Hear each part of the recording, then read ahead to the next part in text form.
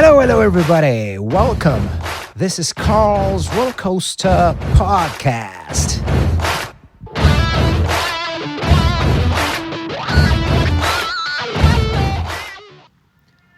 Hello, dear friends. How are you all?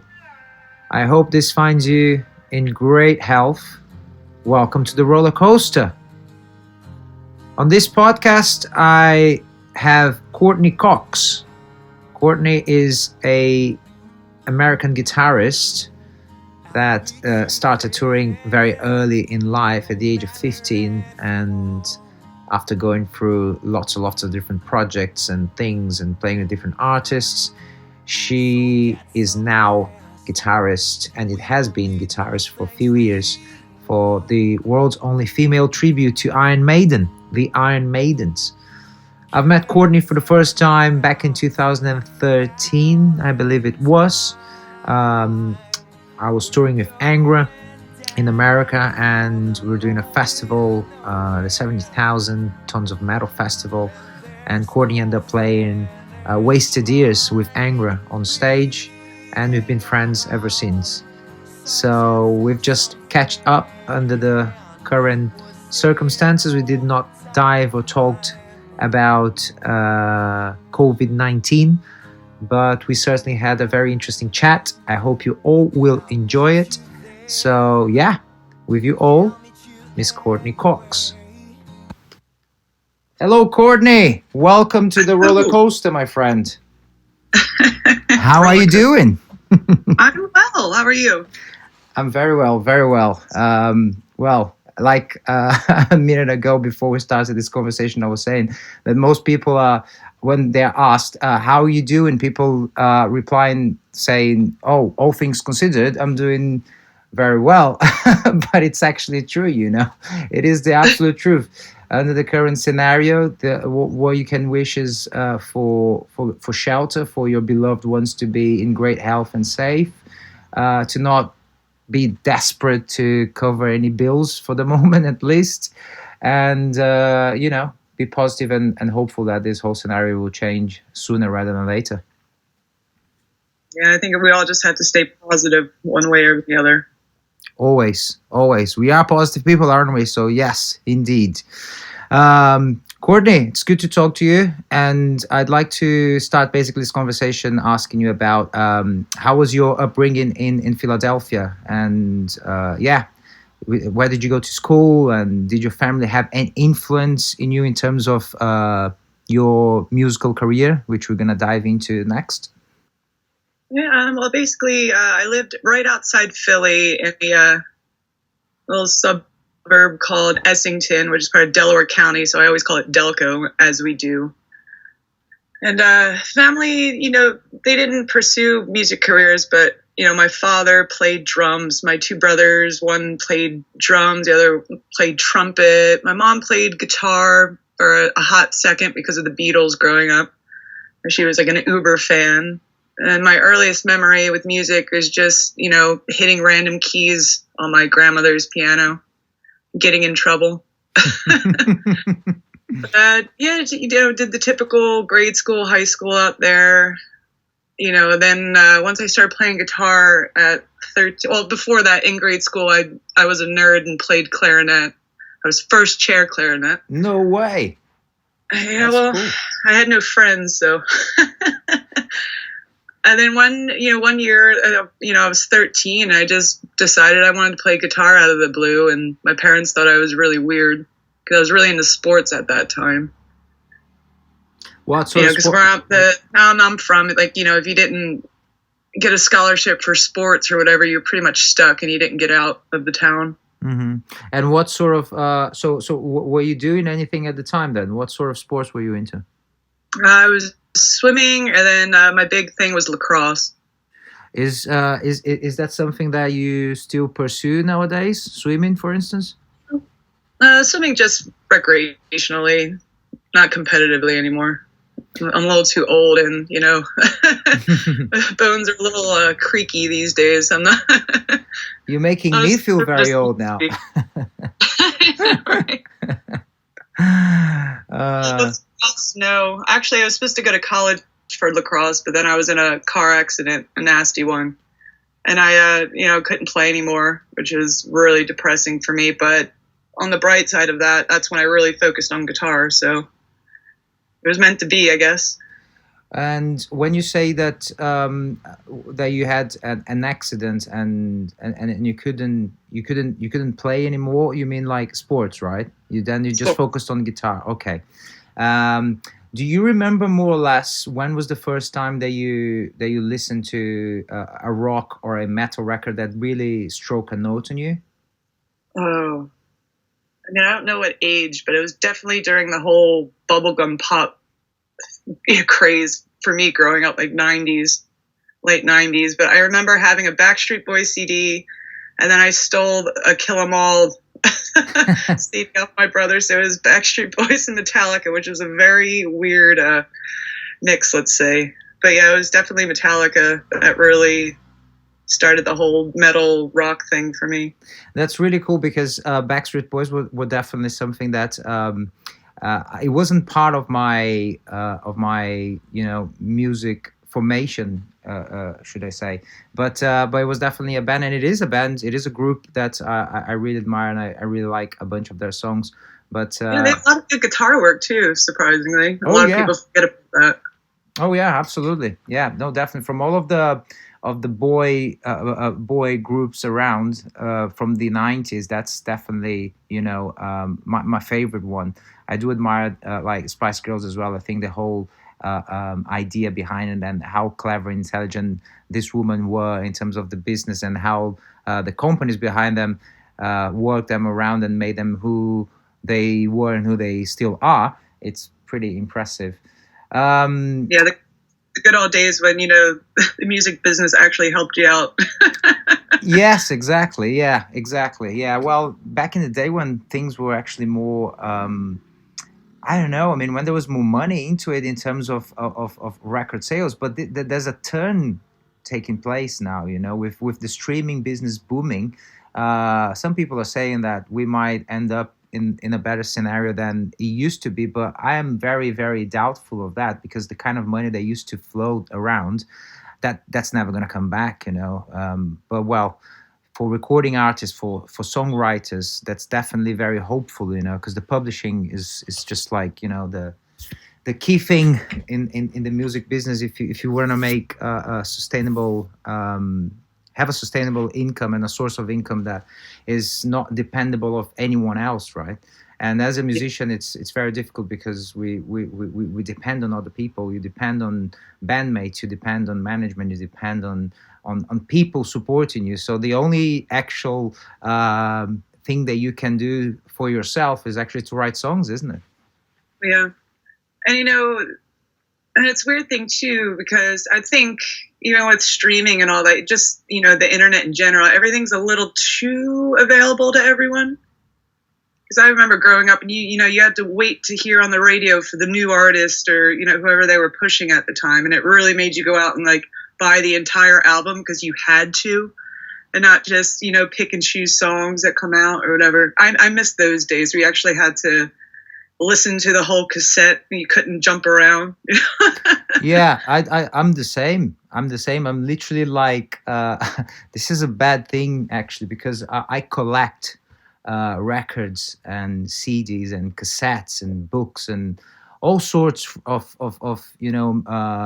merch and memorabilia from artists that I admire, and just on this period now on lockdown, I've been spending quite a bit of time on eBay buying records and cassettes. I'm probably one of the very few people that will tell you that I just bought like the entire Elton John cassette collection. But it does make me happy, put a smile on my face, and it's really difficult because now with those streaming services, we have like Spotify, we have Deezer, we have Tidal, we have so many out there. But and I mentioned Tidal because those are the services now offering what they call high definition, right? High definition streaming, which I've been trying for the last couple of weeks, but I don't think I have the ears to be to identify, what's a high definition streaming to a normal CD quality streaming, but there are people like benefiting from that for sure. See, I still hear the cracks and pops off of an album. That's my favorite way to listen to music. Nothing beats that. Exactly, I agree. The warmth, right, as they say. Yep. I love it. Nothing like a good turntable in your house. True. But then again, the streaming, it's something so fantastic because we have access to everything. Like, I've been going through discographies on daily basis of artists that I would probably never go and buy all their records in store. For example, Tina Turner. We all know the big hits. If we hear a song on the radio, oh, that's Tina Turner, isn't it? But would you actually, I'm asking this question to myself pretty much. Would I actually go and buy her records? I probably wouldn't. But now with some spare time, I'm just listening to her discography and listening to, for example, going through all the Keith Richards discography, like listening to all of those records, all of the Mick Jagger solo discography, things that you probably don't never really take the time to do it. But now with time, those songs are just filler. But now that filler song that was titled the filler track is something that's great. You're just discovering it. Exactly. No, I mean, I'm in love with the Keith Richards solo discography. It's really, really good. And Mick Jagger's as well. It's incredible. Really, really good. Yeah, that. You said that your mom was a big Beatles fan. Oh, completely obsessed. Still is. That's amazing. Like, she has every piece of merchandise since she was, 6 or 7 and just, Oh my God, you're making me very, very jealous because I'm collecting Beatles now and I literally am buying lots of stuff and trying to get a hold of the first presses, which are obviously extremely, extremely expensive. So did she keep all the stuff that she bought when she was a teenager? Yes. My goodness. Everything was on display. Everything from china plates to you name it. She had it, or has it, I should say. And do you personally like the Beatles? Do you personally listen to them a lot? I wouldn't say I was a huge fan, I'm not a huge fan, but I like a handful of songs here and there, but nothing compared to my mom's obsession. Mm-hmm. A good song's a good song. Yeah.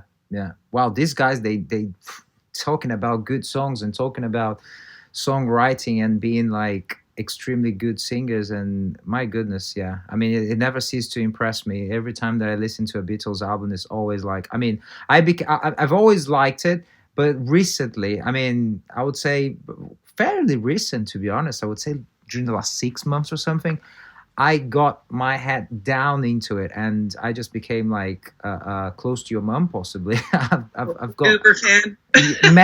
massive. I've got, and then I went obviously to check the whole John Lennon solo discography and the whole Paul McCartney solo discography and George Harrison solo discography, and my goodness, it's just like an infinite lake of goodness. It's great. It's amazing. It really, really is great. So would you at what point for you, like obviously you just said Backstreet Boys and Kill 'Em All from Metallica, and then I presume that after listening to Kill 'Em All from Metallica you discovered a bunch of other metal bands? Well, not out the gate, because I just completely just dove into the whole Metallica world, and that's, I would have the Metallica shirt on, the Metallica bracelet on, the Metallica necklace. Especially when I started playing guitar, I had to, have the picks that Kirk uses, the strings that he used. I had to eventually go out and get his signature guitar. Like, I completely studied him. But then, as the craze was dying down a little bit, then it was Judas Priest, Pantera, Iron Maiden, King Diamond, and then just all the thrash bands, all the power metal bands. I was just hooked on everything. Because I was stealing all the albums from my older brother, and he was not happy about it.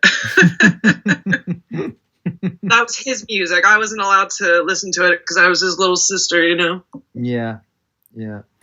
for me, it was the complete opposite, actually. I was listening to, well, not the complete opposite, well, kinda, because I was the older brother, and my sister, she had to cope with me listening to metal in my room and having Eddie posters on my wall, all over my walls. And poor little girl, she's 9 years younger than me, and back then she was obviously a child and eventually a teenager, so she was quite scared by the edges in my room, and she probably thought back then, oh my god, my brother, he's a total nonsense crazy guy. But yeah, that was definitely something that I experienced in one way or another.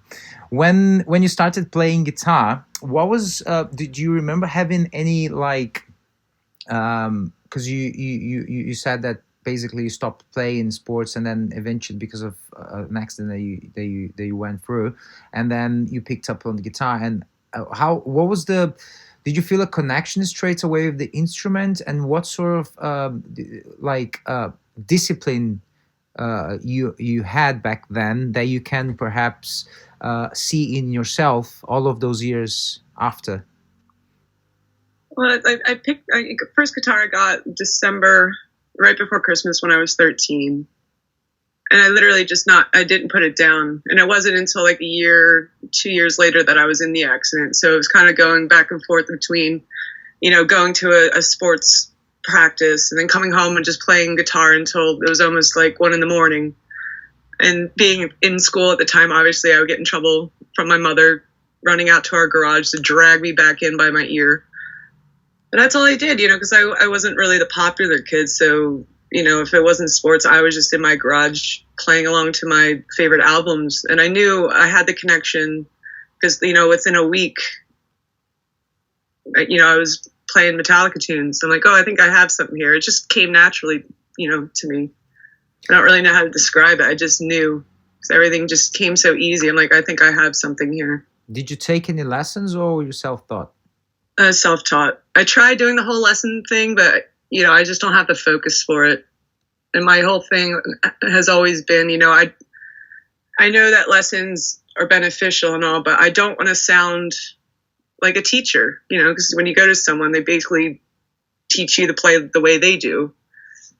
So even now, like friends of mine who, had lessons all their life and went to uni and all that stuff, I can tell who their teachers were because they sound exactly like them. They don't really have their own style or approach. So it's one thing. I don't even know if I learned correctly. I mean, it's probably all wrong, but it works for me.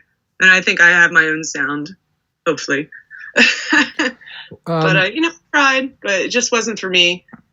So yeah, I just tried to do everything by ear. And obviously, so this is like, early 2000s, so you have access to internet and you can check things online. But what was, like, you probably had like you were very disciplined in that way, because self-taught, you kind of have to search for information by yourself, right? There's nobody telling you what to do or how you're going to get there or how you're going to play that lick that you just listened on the record. So how many hours would you say that you were practicing back then? At a maximum, probably 9 hours. But that's like days, obviously on the weekends where there was no school or whatever. I would just literally play all day, maybe stop for lunch or dinner, tea. And then just get right back to it. But I mean, there wasn't a day that didn't go by that I didn't play for at least 2 hours. And it was just jamming. Right. And when was the first? When did you join your first band? When was the first time that you were part of a band? Probably 14. I joined this little like coffee shop thing at my school at the time. We just got together with random students and like they put a show on like every month. So we just did that kind of thing. And then I would say my first band was also 14, just, a bunch of my girlfriends, and we were terrible, but it was fun. It's always like that, isn't it? When you're a teenager and then you get your first band together, you put your first band together, and you think you're ruling. I was just watching some videos that when I was playing my first band, and oh my god, I genuinely thought that I was like something else, and I wasn't great at all. My mom has like old video recordings because mom's always there with the camera to record everything. Oh, that's cool. She always catches me trying to like throw them in the trash, so they'll never see the light of day. So your mom, she was supportive of you playing guitar. Yep. That's my father really cool. as well. Yeah. They're separated, so. And your brother?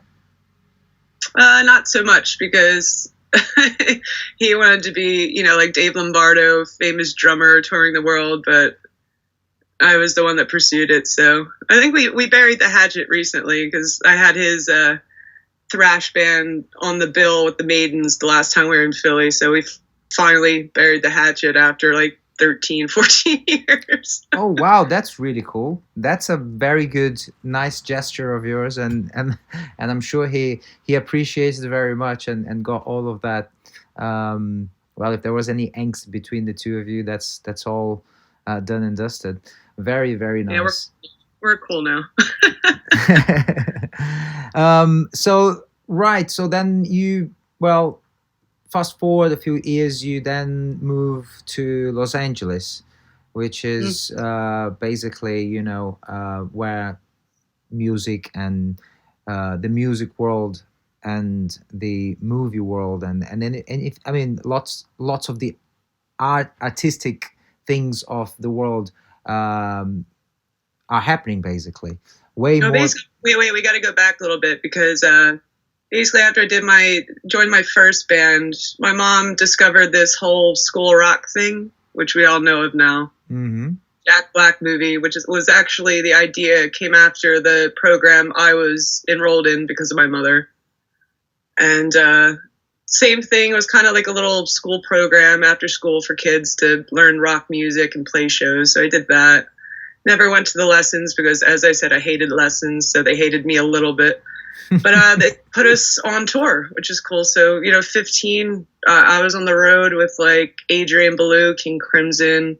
I did a few tours with John Anderson. Yes, I got to play with George Lynch. And for being 15, 16, it was just kind of surreal. Like I was out on the road like a professional musician. And then, I did that for a while. But when I got to around, 18, the music scene in Philly was kind of trash. And, I turned 19. I was just so flustered with everything that was going on. And I went to my mother and, gave her a week's notice and just said I'm moving to Los Angeles. So that's how that move started. Wow. She freaked out, but she said, if it breaks my heart that you're going, but if you don't leave, you never will. So shut the door behind me as I was going to the airport. Wow. Yeah, that takes courage and focus, especially being a girl and being young, isn't it? Leaving your parents' home to pursue a musical career in a completely like in a different state, in a different city, in a much bigger city as well. Friends, just some clothes and a guitar, and you just figure it out. But I'm glad I did it. It wasn't easy. It was terrifying, but I wouldn't be the person I am today if I didn't go through that. Yeah, I totally relate to that because I did a similar thing, but from one country to another, which is quite a complex thing to do as well.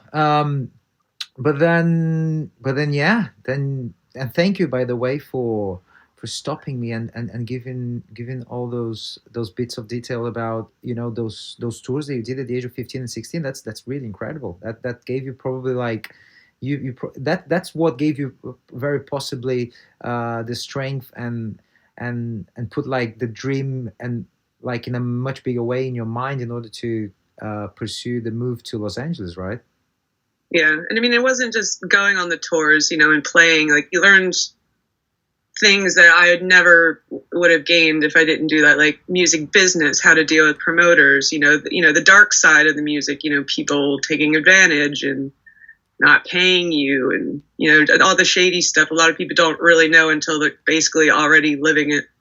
So it was a lot I already had in my knowledge and my music book before going out to California, because people in California aren't always the nicest people around. So this world is very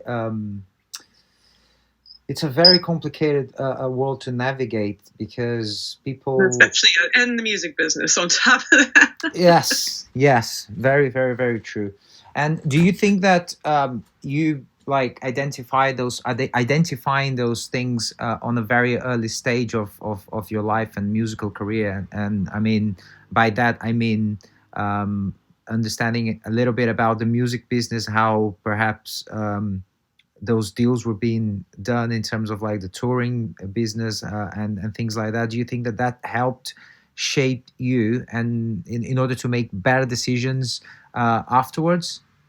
Oh, definitely. I had the thicker skin coming out here, and I just knew people would view me as very green, which a lot of musicians, when they come out here, kind of fall into that trap because they don't really know what they're doing. So you'll have the producers, take advantage, and people steal all your publishing and all that. So definitely experiencing, just a little bit of, how that stuff can go down really helped. It really, made me put that wall up sometimes, like, business meetings and stuff like that, because I knew they thought I was green, but they didn't know my history already. So I was already 3 steps ahead of them. Of course, of course. And do you think that because throughout history, musicians in general, artists in general, they are very focused on their craft, on their art. That can be either painting or writing music, playing the guitar, singing, whatever. Artists, generally speaking, throughout the history, at least it's been portrayed to us, and I'll have a point afterwards. It's been portrayed to us that artists don't know exactly what they're doing, so managers come into place and then they take over the business, and that's when a lot of trouble can happen. But nowadays, with information being diffused in the way that it is, and anybody being able to just go on Google and search for absolutely anything, you can you can self-teach yourself, about anything, like the business, the ins and outs, and all of that. Do you think that musicians nowadays are more interested in general, the people that you see around, the people that you meet on tours? Do you think, or even business partners that you might have in terms of like being in the same band with people? Do you think that people are more interested, or people are still like in a way just focused on being the artist and letting the business be dealt by someone else? I mean, I think it just depends on the personality. Because, I still have a handful of friends that have no clue. And then I have the friends, who take the time to research everything. And, because a lot of my friends, they'll just write an entire thing and just put it out there on streaming. I'm like, yeah, but is it copyrighted? Is it that? Like, what's going on with your publishing? And, different countries, the publishing for that. And they just go, what? What's that? I'm like, you didn't look into it? Mm-hmm. Like, do you at least have a timestamp on that track or this and that? Like, who's on the track? Are they getting a cut? Do you have something in writing? There's so much behind it, and you really kind of have to be on top of it, or you will be taken advantage, or someone will steal your track, but you can't prove it's yours. There's just so much stuff, and I don't think a lot of people think about it because they are focused on the craft and stuff, but if you want to survive, it's more of the business, really. Mm-hmm. And do you think yourself? How did you experience you being a woman and living in Los Angeles and playing guitar in a world that is vastly covered by male guitarists, male men's are basically, the vast majority in rock and metal bands. Did you experience resistance? Did you experience any sort of, I wouldn't say, well, resistance, I think, is the right word in regards of yourself presenting yourself and then saying you play guitar, and people would be like, ah, sure, okay, fine. Till perhaps people then would see you playing and then be like, okay, great, she does know what she's doing. Did you find resistance in the beginning, and do you still find any, if ever? Um, the resistance, I mean, it's always there. It's never going to go away. But mentally, for me, like when I first started touring, I was a heavy kid. I was almost pushing like 200 pounds. So me getting into this business was a little different because, I was made fun of for my looks. But the positive side of it, people were really focused on my playing. They were using their ears and not their eyes. And then fast forward, I get in shape and all that. In California, it's human nature. Guys are going to be attractive and, do what they do. But I was so already that, was turned off to me because I'm like, you would have been that guy making fun of me, blah, blah, blah. It's not about looks anyway. And I just always had that mindset. And I didn't think about genders. Like, you know what? I'm here to play guitar. That's what I'm going to do. And that's it. Because I get those questions all the time, like, what's it like being a female musician, blah, blah, blah. I'm like, I don't know. I wake up every day, have my breakfast, my coffee, plug in my guitar. It's like, it's really no different. And now I don't even think it's, male dominated anymore. I think both sides of the coin struggled just the same. Mm-hmm. But yeah, it's weird, but it's never going to go away. You always see those people like, oh, women are taking over, but who cares? Just write good songs, enjoy music, keep the gender out of it. Absolutely. No, I 100% agree with you and see it in the same way. It's just because we live in a world that there are people that don't quite relate to on the same level that me and you are relating here right now, and the same way that other people around us do, and I think sometimes people can be quite I'm just reading basically Danny Goldberg's book. He was Nirvana's manager. He signed Nirvana to DGC, the label, part of David Geffen's, part of Geffen Records. And it's really interesting for me that I was never like a massive Nirvana fan, but I do like Nirvana, but never a big fan. I do remember back in the early 90s when Nevermind came out and all of the craziness around it. I was more interested in Use Your Illusion 1 and 2 and the Black Album, but nevertheless. And Kurt, he was very, like, he defended a lot, human rights and the female rights and even LGBT and all of that. And it's really funny because in the book it does mention a lot of like issues between like rock concerts attendance back then, not being like Nirvana bringing like a lot of girls into the audience and then having trouble with male guys in the, I mean, stupid things like that luckily enough I think it's not, it doesn't happen that much anymore these days. But yeah, you mentioned that you like to get up in the morning and have a coffee and have a breakfast and plug in the guitar. Do you have or follow any specific morning routines? Oh, I used to until the whole shutdown. Like I got up early today. I got up at like 5:20 a.m. here this morning and had my coffees, but I bounce. Depends on the days. You got up at 5:20 in the morning today? Yes. Wow, that's very good. I know, and it should be like my normal schedule because back was on tour and I had a few days off at home. You get up early, you go to the gym, then you pack for the next tour, play guitar, say hello to the kiddies, go out to dinner with your partner, and that's just kind of the routine. But now it's like I'm kind of just taking it day by day. I think I should be more structured, and I'm kind of guilty and feel bad, but I've never had this much time off, so I'm learning. It's a problem for touring musicians, isn't it?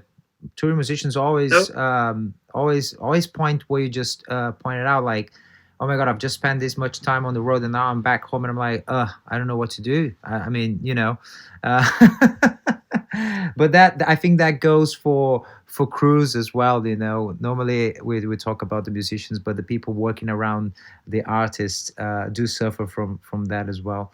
Mhm. Don't be too hard on yourself, though. It's a weird time for all of us, and yeah, just I was talking to friends of mine from Brazil yesterday, and I was just asking, what are you guys doing, like, with the band? Like, at the moment, like, we were supposed to be touring, we were supposed to be doing this and that, and we're literally supposed to be with Metallica today on a stadium tour, and Jealous. unfortunately, that's been postponed to December, which we are now hearing that might not even take place anyway.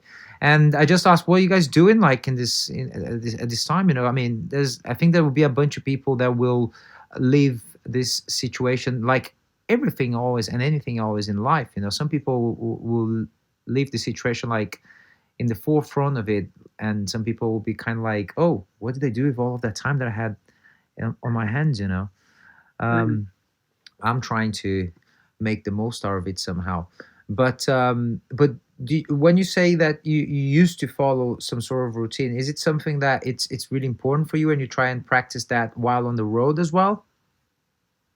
Yeah, like the rest of the people in my band, they always think I'm crazy because, like case in point, like we had a 5-week tour in Europe, and I think we only had about 3 days off the entire time.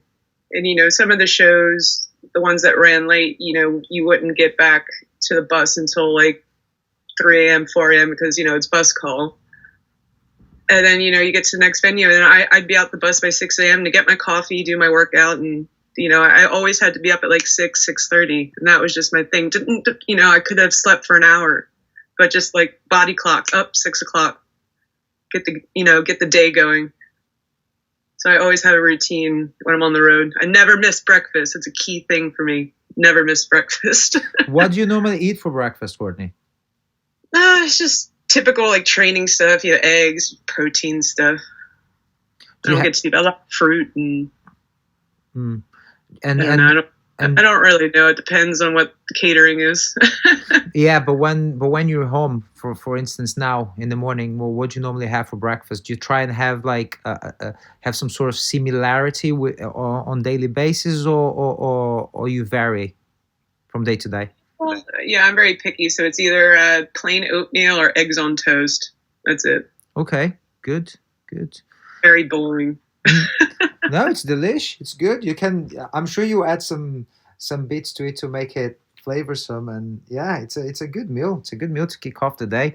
And do you prefer to like go to the gym in the morning or in the afternoon? Is there a preference, or you just do it again as it comes?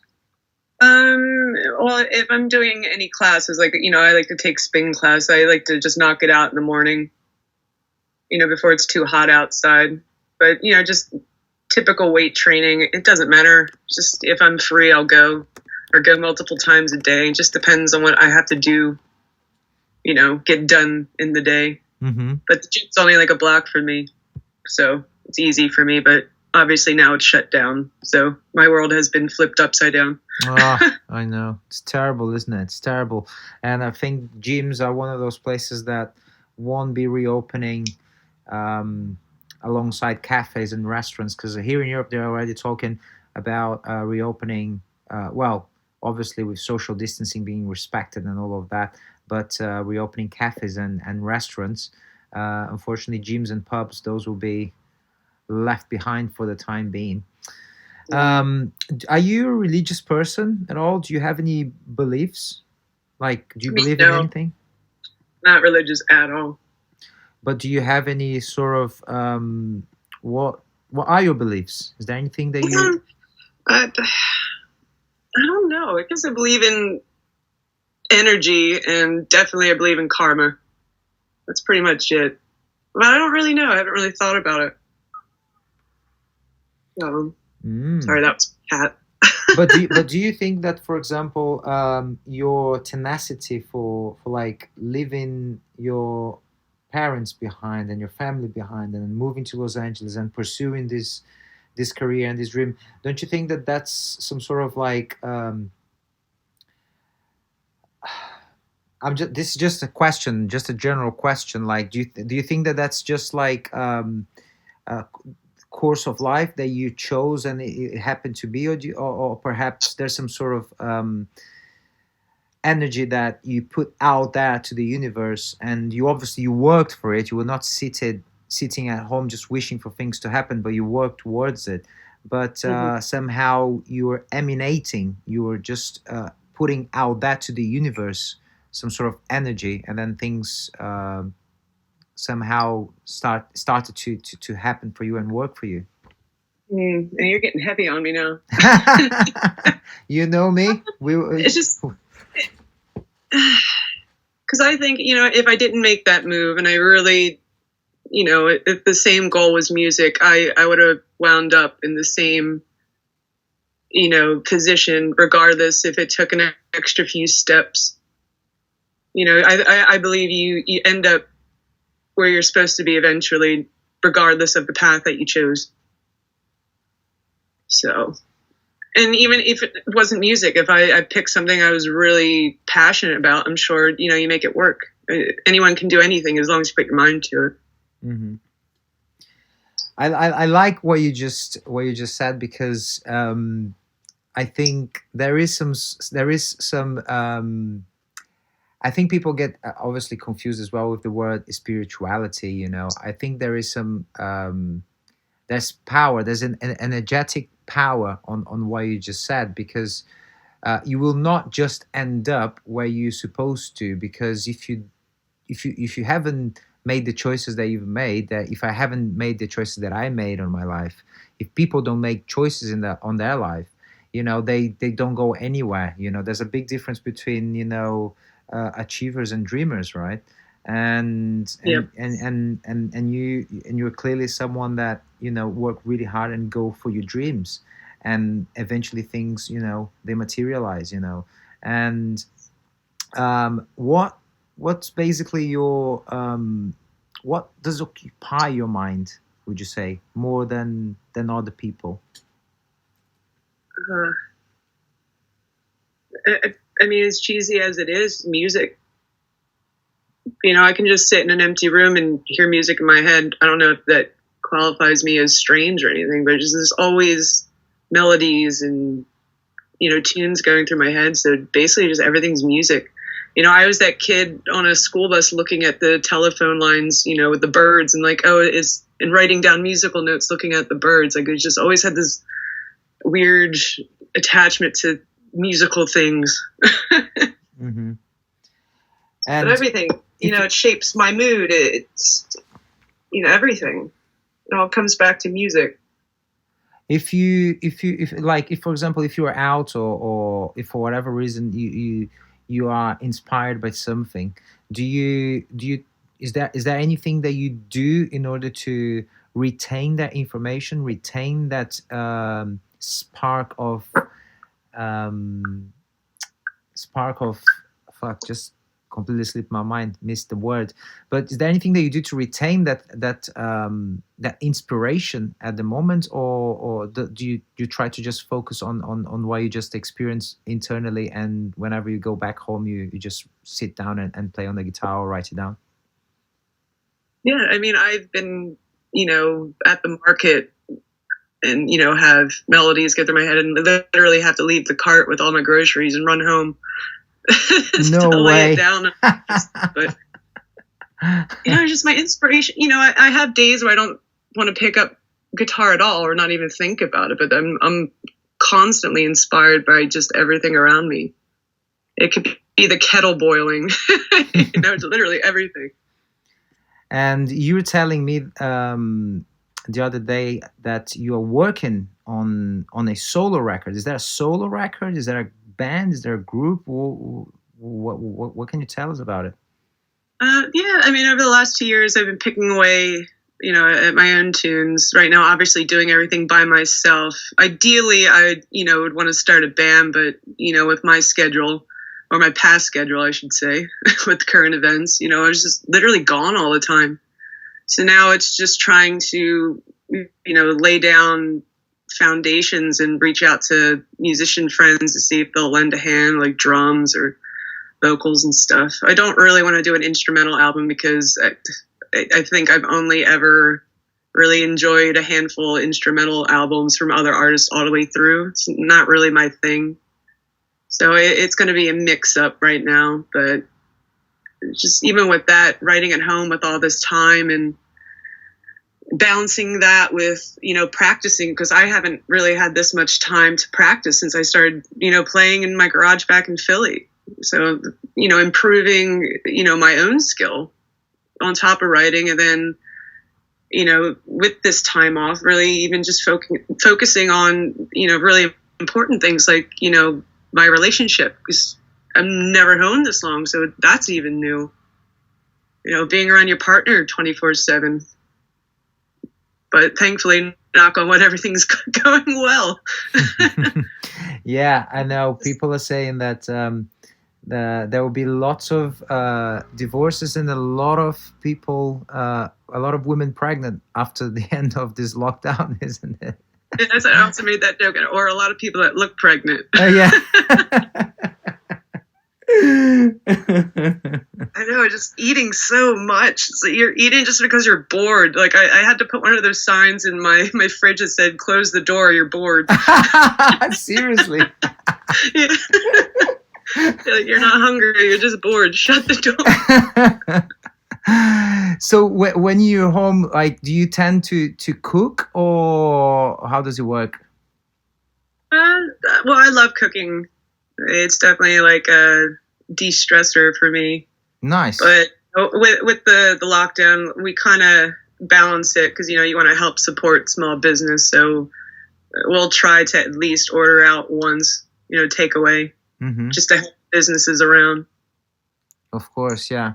Or if I want to do dishes, I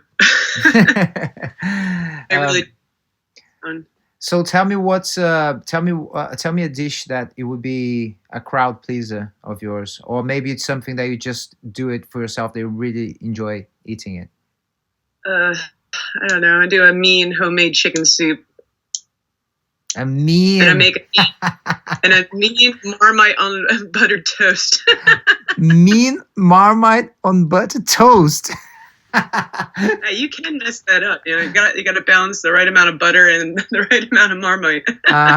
Okay, I'm gonna definitely try and perfect that. I will try and perfect that. The right balance between Marmite and butter. That's really interesting. I think I've never had that combination. The other day, somebody was telling me about having Marmite with Nutella. Is that a thing? Well, I guess salty sweet thing. I can see that. How about cheese and Nutella? Still haven't heard that one, but you haven't had that one. You see, like Nutella. That's really interesting, because whenever I mention to anybody here, people find it disgusting. What? Cheese and Nutella, cheese and peanut butter.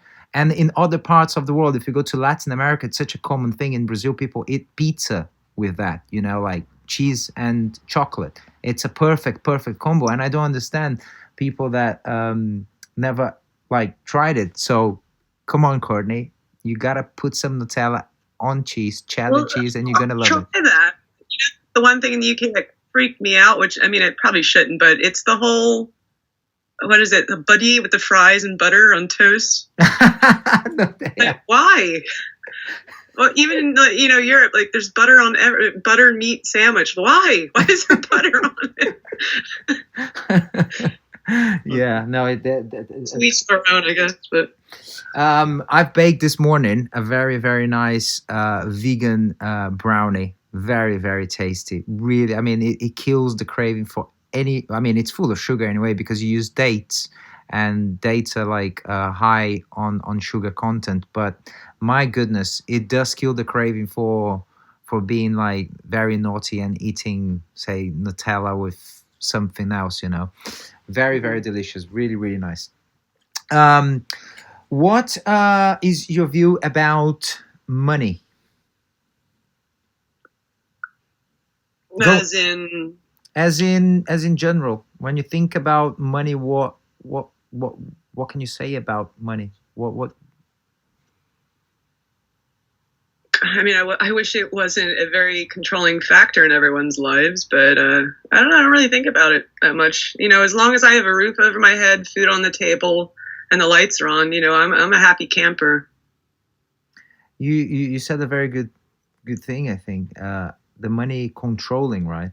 Unfortunately, we live in this world that it's it's absolutely like it's really difficult, isn't it? It's a very difficult a subject, very difficult subject to talk about because people have obviously different views about it, and some people the system, the way that the system operates, it's all around it. It's all around power and money, and those two things they basically walk hand in hand together, isn't it? They say the almighty dollar. Yes, yes. And what's a perfect day on Courtney's life? Well, sunshine, happiness, music, good food, and decent sleep. And laundry is done. You Just, I mean, very easy to please. I don't take anything for granted. you mentioned happiness. What is happiness for you? You're getting heavy on me again. I don't know. What is the definition of happy? You just feel it, I guess. Not a care in the world. As much stress that's going on, especially, being out of tours and work and all that. If I can smile during the day, I'm happy. Things can be a lot worse. So I just, count my blessings and I just get through day by day. We'll get through this whole COVID thing. Obviously, there's going to be a light at the end of the tunnel. Don't know what we're going back to. Life might not ever be the same, but, I just got to keep your head on your shoulders and clear your mind and just be kind and good attitude. Agreed. That's very well put. Very well put. What makes you happy? There you go. What's your definition of happy? I think that I think there's no end point, there's no goal, or one day when I achieve this or when I have that, I'll be happy. Or if by the end of today I have achieved all the things that I put down to fulfill, I'm gonna be happy. Or if this doesn't happen, I'm gonna be sad. I think at every single day of our lives, every single moment that you have your eyes open and you're breathing and you're conscious, you have a choice to either have your brain operating on a frequency, have your brain wired in a way that will basically, translate into smiles, into being kind, into being positive, into in general just approaching things as they come with the most energetic and positive energy. Obviously that's the positive side of things, but then again there will be lots of moments on the day that you will probably be sad as well. And our challenge is to, whenever something that bothers you, whenever something that annoys you, whenever something makes you sad, and trust me, I go through that every single day like every other human being. I think the choice is in our hands to choose which path to pursue. Certain things are obviously much harder than others, and it's always much easier said than done, because sometimes things hit hard people in ways that it doesn't others. And we are all hardwired by the way that we've been brought up, and from things that we experience mostly in our childhood and in when we are teenagers. We have frustrations, we have scars perhaps from things that happen when on our formation years, and as soon as you go through your 20s and then you reach your 30s, you kind of like, then you probably lived a fair bit, and you can just start to really understand who you really are, if that's something that the person pursues, obviously, because it's not happened that it's not something that you just flick a button and the light goes on. Oh my God, now I know who I am. No, that's a life chase. You're gonna chase that. Wiser. Huh? What's that? You're a bit wiser. Exactly. We're a bit wiser, and with that, you always, at every single moment, you have that option. You have that option. So when you ask me what's happiness for me, I think happiness for me is being able to comprehend myself better in order to do better for people around me. And with all of that, I'll be able to pursue things that I find interesting. For whatever reason, I find them interesting, and because I'm pursuing them with the best intentions, with the best energy, and because of all of that energy, you're surrounded by other human beings that relate and to the same sort of philosophy. Let's put it this way. That's a conglomeration, that's a domino effect that just goes around you, and that builds happiness around you. But that's something that you go through every single day, and every single day you're going to be sad, and every single day you're going to be happy. Some days you're going to be more happy, some days you're going to be a bit more sad. But a long answer, because obviously this is a difficult one, isn't it? I know. Well, even another interesting thing, even some of the days where I'm not happy, it's more interesting to me the days that aren't going so well, and even if I'm depressed or just feeling slightly low, it's kind of refreshing. Not to sound morbid, because obviously you can't have one without the other. So when I have those bad days, it really, like I said, it intrigues me, because it makes me take being happy. I appreciate it a lot more, just because of the two ends of the spectrum. So you definitely, I look forward to some of the bad days just to remind me, like, what, things aren't that bad. And it makes me appreciate happiness. So it does really show me, what does make you happy, kind of a thing. Mm-hmm. I don't know, we're going off the deep end with this one. Yeah. Yes, we are.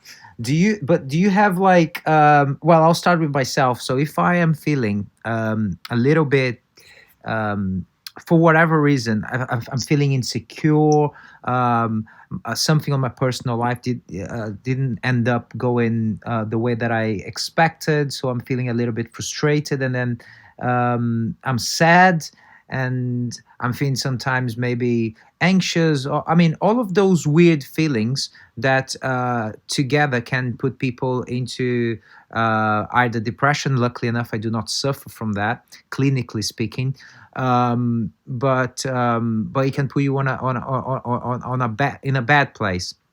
I particularly, I've been for the last 2.5 years, almost 3 years now, 3 years this summer, I've been meditating every single morning, religiously, wherever I go, whatever I do the meditation. I can't specifically say that, oh my God, something has changed because of that. But I'm trying. I think it's a lifelong exercise, like lots of things that, well, like, everything that involves your brain, basically. And you kind of have to really work and put the time on it in order to, find answers for certain things. But I try to kind of like work on my brain and really take the time to feel what I'm feeling, and somehow trace back the reason why I'm feeling like that. Why am I feeling like this? Why am I sad because somebody gave me this answer? Why this person had such an effect on me? Why?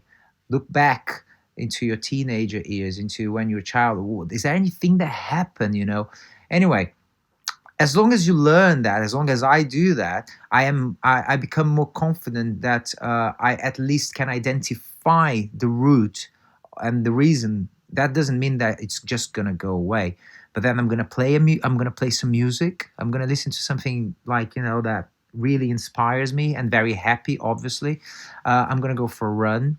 I'll probably have a beer with a friend, and when I say a beer, it's literally just a beer, maybe a couple of beers, just to really unwind, and and that will be it. I'm gonna get out of that zone, and then eventually, when I'm by myself again, it will take over my brain, and it's a chemical imbalance that happens because our subconscious process things in in a way that we can't understand. So the way that our bodies respond to our subconscious is basically feelings. It's basically the way that you feel.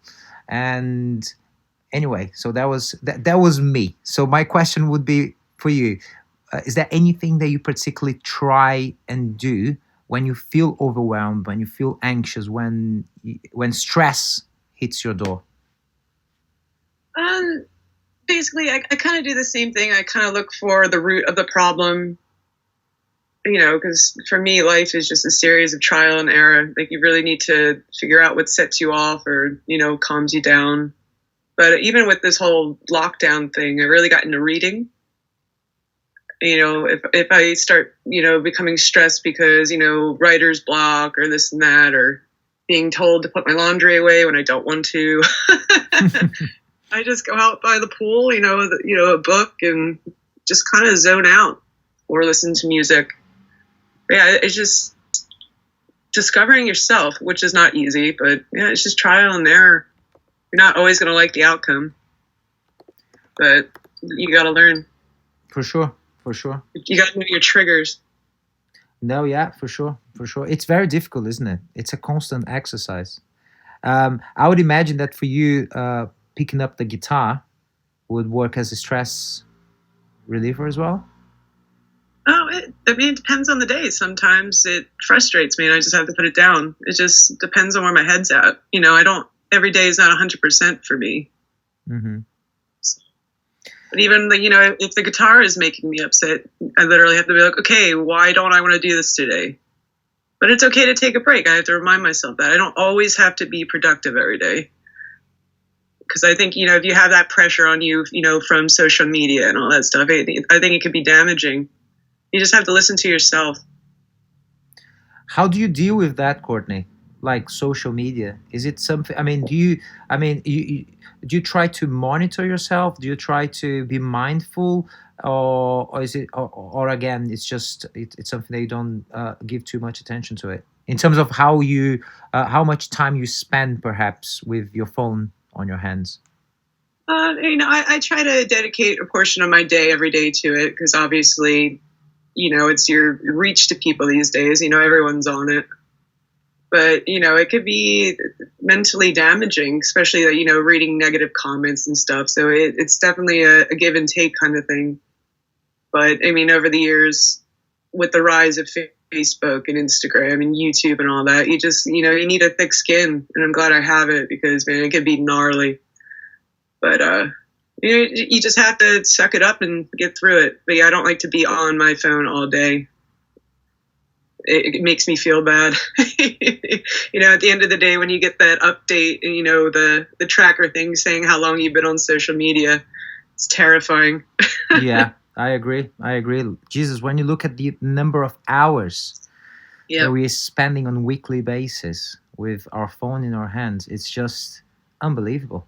And obviously, right now, I think more than ever, right? Because you end up like with so much spare time in your hands, and it's inevitable to just grab your phone. I'm just trying to be very mindful on that front, and like at points, literally just like turning the Wi-Fi off, because otherwise it keeps popping up, like people messaging or notifications from this or notifications from that, or you know what I mean. So kind of like trying to be mindful and create space because you don't need to literally be checking emails and messages every hour, so let alone more often than that, unless if you're like expecting something very important to come through and you're really expecting that's a different scenario, that's a different situation. But yeah, trying to just be mindful on how to to use consume those things now more than ever, I suppose. What's I don't know how many cat videos I watch a day, but you said that you said that you are spending some time reading. What are you reading anything at the moment? But, I mean, it's a lot of like music theory books, just brushing up on that stuff, just keeping my brain active. And just a lot of music books and going back, like, sight reading and stuff, just brushing up on that kind of stuff. That really relaxes me. Good. I could test myself, see what I've retained over the years. Right. And do you have any, is there anything like, say, if you're going to pick up a book other than music, is there anything in particular that you enjoy? I think there's what is it called? I think it's like the Daily Stoic. I've been seeing, things from like Instagram and stuff. I think that's what I'm going to go for. Basically, it's just empowering quotes and stuff like that. Yeah. I really get into that stuff. I listen to the podcast in the morning, the Daily Stoic. That's it. Yeah. It's really good. Always a good message. Mm-hmm. Stoicism. Very, very good.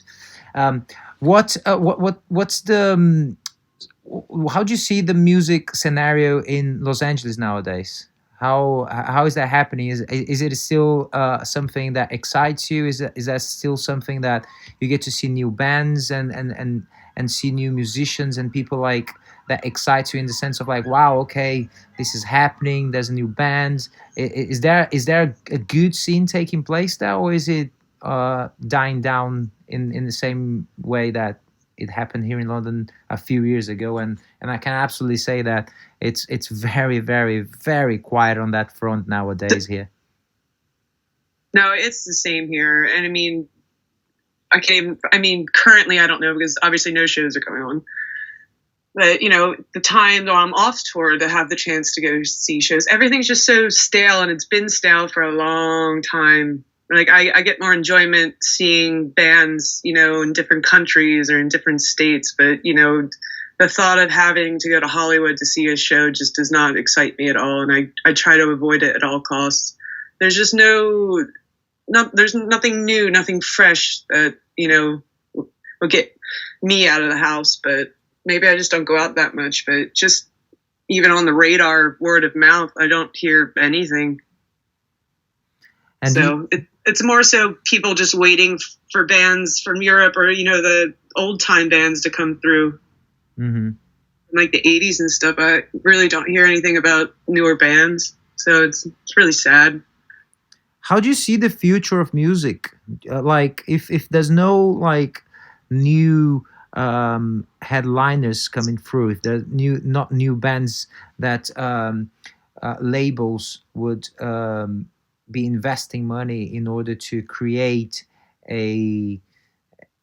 something fresh and new and with the potential of eventually becoming a festival headliner, how do you see the future of rock and metal in general?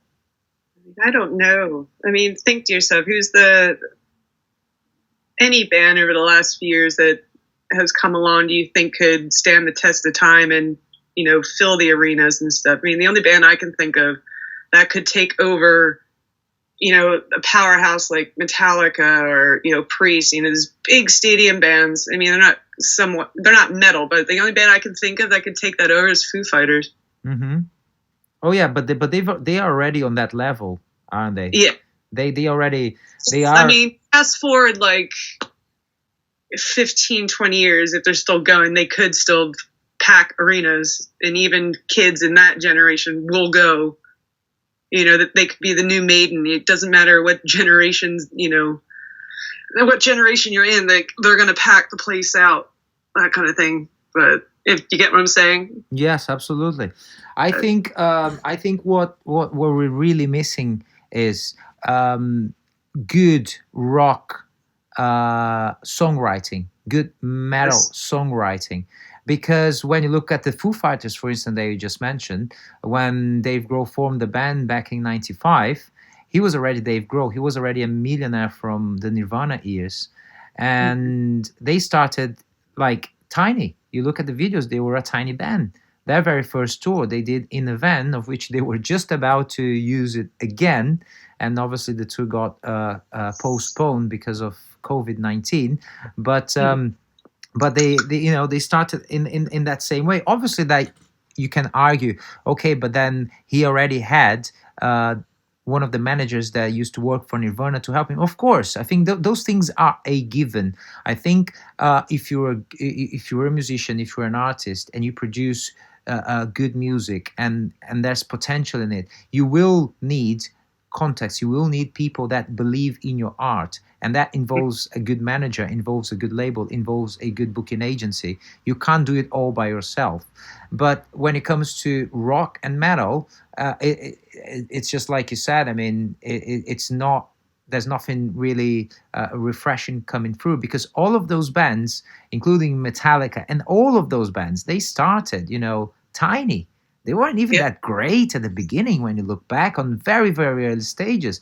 And you could never imagine that Metallica, back when you kill them all, that one day they would be, arguably the biggest metal band in the world.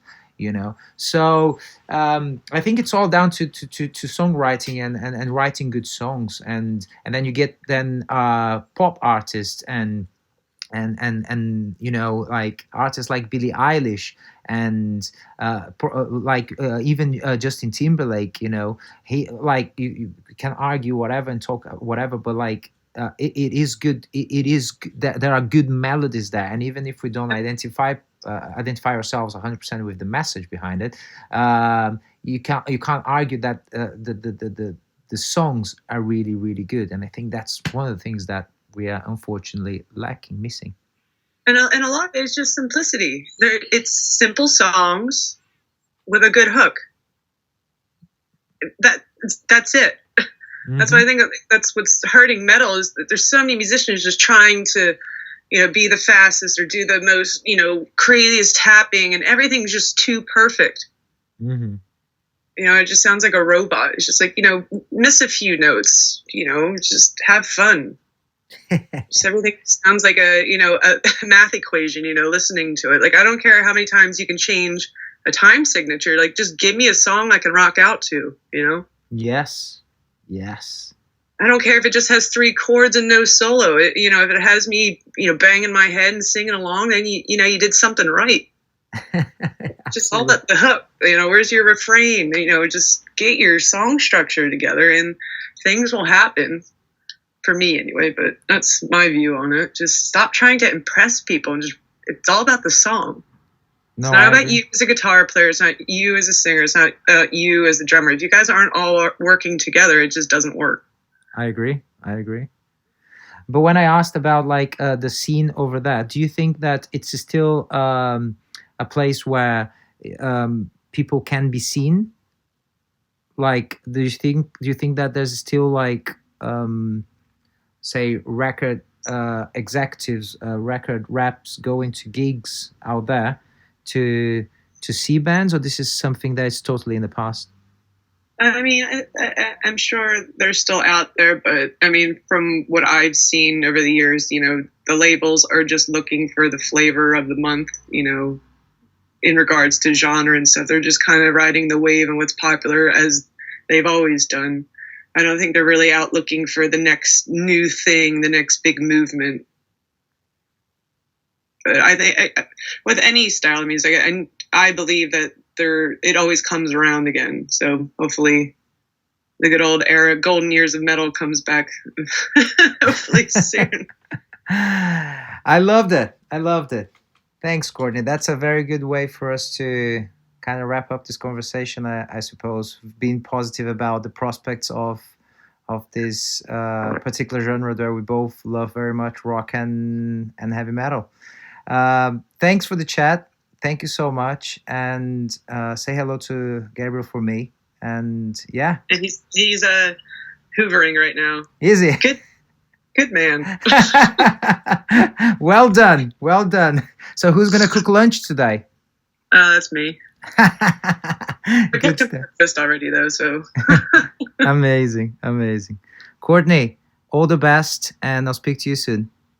All right, man. Have fun. Be safe. Thank you. And you. I hope you guys enjoyed this conversation, this podcast, as much as I did doing it. So if that's the case, please do follow on Instagram at rollercoastercarl, myself at Carl Casagrande, on Twitter, same thing, Facebook, same thing. Do subscribe on iTunes, subscribe on Spotify. That's very, very much appreciated. Thank you and have a great day. Cheers. Bye-bye.